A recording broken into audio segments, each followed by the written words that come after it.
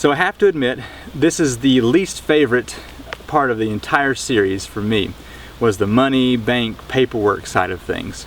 But it has to happen before you can get any kind of work done at all. So I thought I would just run through the whole process real quick so you'll know what to expect whenever you go through this yourself.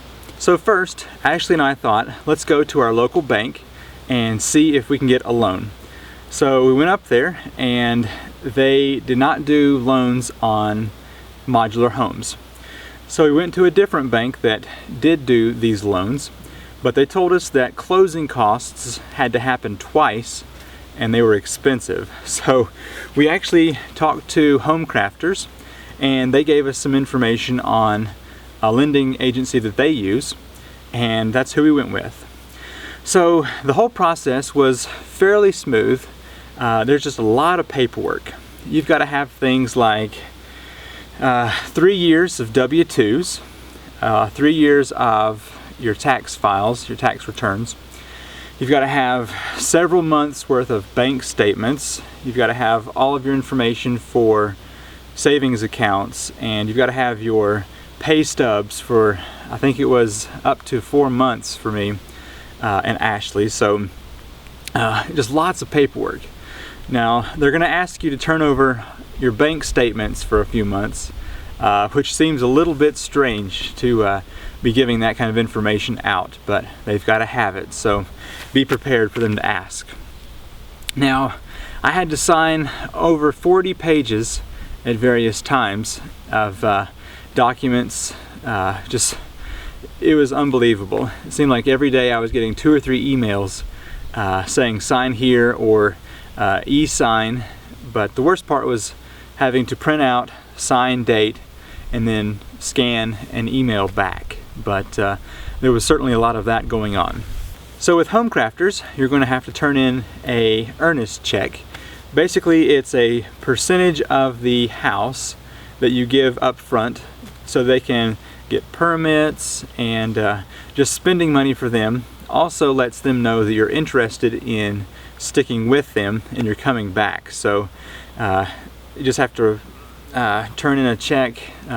For me, I went to the bank and got a cashier's check so that you know, there was documentation behind that whole process. So another thing to note is whenever you go to one of these modular home places, they're going to give you the cost of the house itself, plus things like well and septic tank. But what they don't include a lot of times is the cost of grading. So that was actually a separate cost on top of the house cost. So it's good to keep that in mind when you get that first figure. It's probably going to be a little bit more.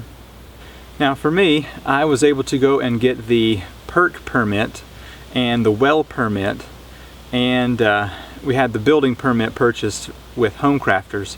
But these things can be purchased on your own, or you can have them use the earnest money, but it's all tied into your final loan amount anyway, so it kind of works out together. But there are several little things up front that you're going to have to pay out of pocket or have them buy for you. But at first it seems like a lot, because it could be a couple $1,000s for permits. Okay, I know all of that was boring, but it's definitely important, because without the money and the paper trail, nothing else happens. So hope you enjoyed this. Hit that like button, and I will see you in the next video when some more enjoyable stuff happens. Thanks for watching. I'll see you next time. Bye.